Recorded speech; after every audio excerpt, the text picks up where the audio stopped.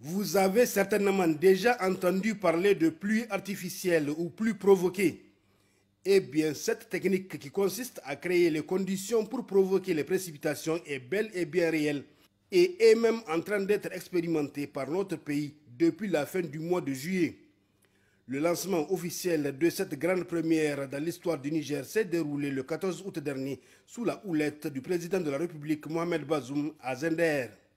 On a mis en place une équipe, n'est-ce pas, de techniciens, n'est-ce pas, qui vont essentiellement traquer les nuages, les suivre au quotidien pour donner, quand c'est opportun, donc l'ordre d'intervenir à l'équipe IBI, n'est-ce pas, qui va aller donc prendre l'avion pour aller ensemencer le nuage.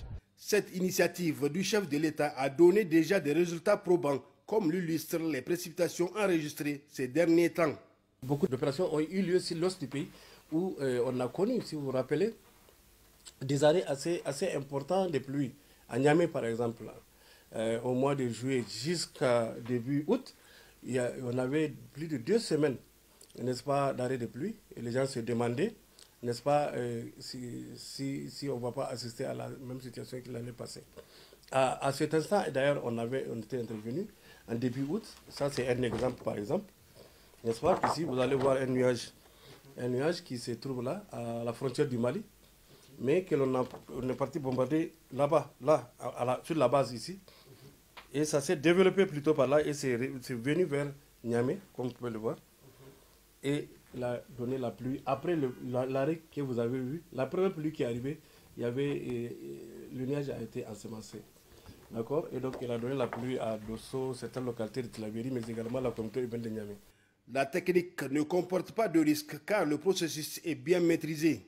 Très généralement, donc, on intervient quand il y a un peu de pause pluviométrique, ça veut dire que quand même il y a un peu de répit.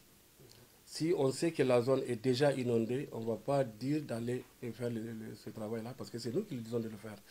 Donc on a moins de chances quand même d'arriver avec ce système d'aggraver une situation d'inondation quelque part. Ainsi, avec cette technique, l'on peut espérer une prolongation de la saison pluvieuse jusqu'en fin septembre. Jusque-là, quand même, on a eu de très bons résultats et nous espérons que ça va continuer comme ça jusqu'à fin septembre au moins.